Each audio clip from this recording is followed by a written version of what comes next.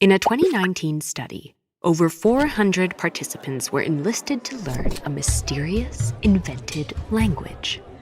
Individuals were asked about 3 pairs of runes. For example, which of these 2 characters represents an animal? Then, after a brief break, they were asked about the same rune pairs with questions flipped. As in, which of these 2 runes represents a non-living object? But this game had a secret. The subject's answers in round 1 determined the rune's meanings in round 2. In the first round, participants either had all their answers marked as correct, no matter what, or they were forced to fail every question. This meant that at the break, every participant had the same amount of information, and in round 2, they were playing for real. But despite this even playing field, the successful participants from round 1 rose to the top of the ranks, while those cast as failures kept, failing. People often describe failure as a teachable moment, a necessary stumble on our way to improvement.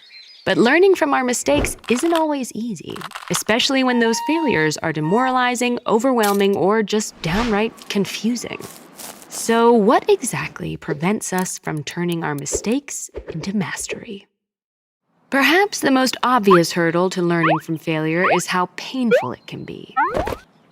People generally want to think of themselves as capable and competent, and experiencing failure threatens that self-image. In a survey following a replication of the Rune study, participants in the failure group indicated much lower levels of self-confidence after participating. It's tempting to dismiss this pain as a temporary setback, but some studies have found that when people feel demoralized or incompetent, their brains often stop processing new information. This suggests that if a threat to your self-esteem is large enough, it can undermine your ability to learn. However, your tolerance for failure also depends on your relationship with the task at hand. In a study from 2011, researchers surveyed a group of American students enrolled in introductory and advanced French courses. These students completed a questionnaire asking what kind of teacher they preferred, one who emphasized their strengths and successes, or one who highlighted their mistakes and corrected their weaknesses. In general, responses showed that while beginner students sought positive reinforcement, advanced students were more eager for critical feedback. Researchers have theorized a handful of explanations for these results. Having just started out, beginners are still determining if they enjoy learning French and if they want to continue studying. So they might crave praise as a way to stay motivated. On the other hand, the advanced students are already invested, so they may want to improve their skills as efficiently as possible. The process of gaining expertise also comes with its fair share of failure, so the advanced students may have built a higher tolerance for making mistakes. But whether you're an expert or a novice, it's usually much more straightforward to learn from your successes than your failures. For example, imagine getting your grade back on an exam.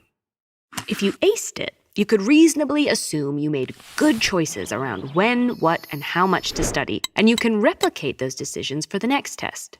But if you failed, it could be for any number of reasons. Maybe you didn't study enough. Maybe you studied the wrong information. Or maybe you did everything right and the test covered things you shouldn't have been expected to know. In cases like this, it's unclear exactly what went wrong, making it difficult to learn how to improve. Wanting to learn from our failures is completely natural, and there's a lot to gain by being resilient and cultivating a growth mindset. But fixating on your failures can make it easy to forget all your successes. And building on what you're doing right can be more effective than focusing on what you did wrong. One of the ways we can be more constructive with ourselves is by considering how we talk to ourselves. Self-talk can actually play a major role in performance. Learn the key to doing it right with this video. Or get actionable, science-based advice on how to build character at ed.ted.com/buildcharacter.